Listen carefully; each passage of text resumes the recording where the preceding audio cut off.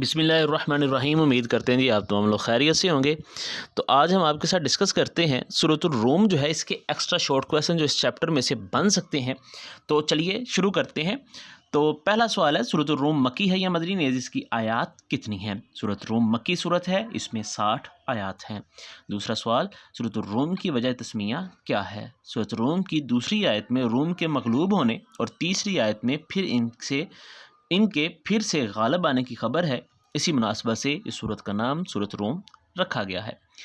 سورۃ الروم کا آغاز کون سے حروف مقطعات سے ہوتا ہے؟ سورۃ بقرہ کی طرح سورۃ الروم کا آغاز بھی حروف مقطعات میں سے الف لام میم سے ہوتا ہے۔ سورۃ الروم میں اللہ تعالیٰ کی گئی پیشگوئیاں کس بات کی دلیل ہیں؟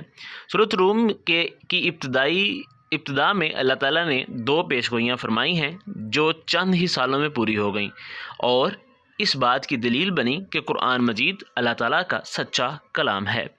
سورۃ الروم میں اللہ تعالیٰ کی گئی پہلی پیشگوئی کیا تھی؟ پہلی پیشگوئی رومیوں کے دوبارہ غالب آنے کی تھی، جنہیں ایرانیوں نے ایک بڑی شکست دی تھی۔ مسلمانوں کو رومیوں سے کیوں ہمدردی تھی؟ رومی اہل کتاب عیسائی تھے، اسی لیے مسلمانوں کو ان سے ہمدردی تھی۔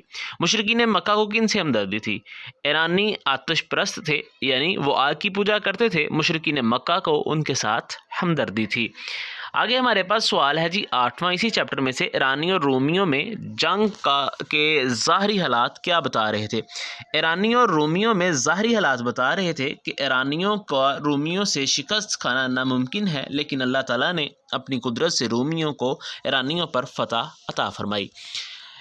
سورۃ الروم میں کی گئی دوسری پیشگوئی کیا تھی؟ دوسری پیشگوئی اللہ تعالیٰ نے یہ فرمائی کہ وہ دن مسلمانوں کے لیے بھی خوشی کا دن ہوگا۔ سورۃ الروم میں کی گئی دوسری پیشگوئی کس طرح پوری ہوئی؟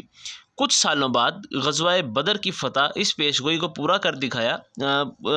غزوہ بدر کی فتح نے اس پیشگوئی کو پورا کر دکھایا، کیونکہ جس دن رومیوں کو فتح ہوئی اسی دن مسلمانوں کو میدان بدر میں فتح حاصل ہوئی۔ سورۃ الروم کا خلاصہ کیا ہے؟ تو سورۃ الروم کا خلاصہ اسلام کی صداقت کا بیان اور مسلمانوں کی کردار سازی ہے۔ سورۃ الروم میں کن عقائد پر دلائل دیے گئے ہیں؟ سورۃ الروم میں قیامت، توحید باری تعالیٰ کے دلائل دیے گئے ہیں۔ سورۃ الروم کے آخر میں کن کو برے انجام سے ڈرایا گیا ہے؟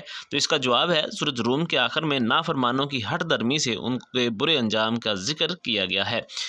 14واں سوال ہے جی، سورۃ الروم کے مطابق انسانوں کو کس طرح آخرت کا یقین آتا ہے؟ سورۃ الروم میں فنا ہو جانے والی غور و فکر انسان کو آخرت کا یقین دلاتی ہے۔ آگے ہمارے پاس سوال ہے جی، سوال نمبر